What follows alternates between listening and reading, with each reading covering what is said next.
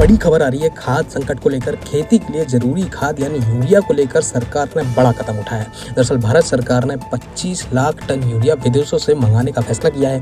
यह फैसला इसलिए लिया गया है ताकि किसानों को समय पर खाद मिल सके और फसल अच्छी हो।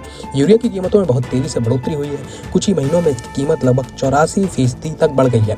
पहले जहाँ कीमत कम थी, अब यह बहुत महंगा हो गया है। इससे सरकार पर खर्च बढ़ रहा है, लेकिन किसानों को राहत देने के लिए यह जरूरी कदम माना जा रहा है। सरकार ने कंपनियों को निर्देश दिया है कि वे यूरिया ऐसे देशों से खरीदें जहां से सुरक्षित तरीके से आपूर्ति हो सके। यह यूरिया रूस, मिस्र, नाइजीरिया, इंडोनेशिया और मलेशिया जैसे देशों से आ सकता है। इससे यह सुनिश्चित किया जा रहा है कि समय पर पर्याप्त मात्रा में खाद देश में पहुंच सके। दरअसल खरीफ सीजन से पहले ही देश में यूरिया का स्टॉक कम हो गया है। 1 अप्रैल 2026 को यूरिया का भंडार 54.22 लाख टन था, जो पिछले साल से कम है। यह पिछले 4 साल में सबसे कम स्तर पर माना जा रहा है।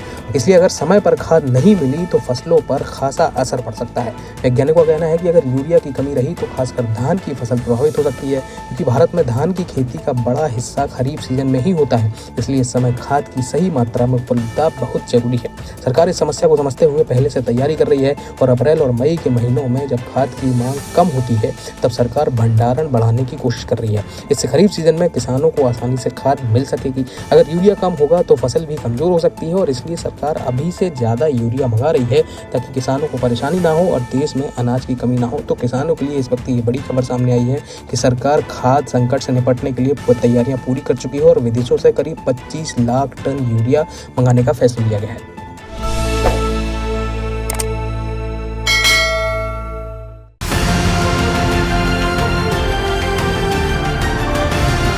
किसान तक, किसान तक, किसान तक, किसान तक, किसान तक, किसान तक, किसान तक, खाना है तो उगाना है, खाना है तो उगाना है, किसान तक, खाना है तो उगाना है। किसान तक, खाना है तो उगाना है।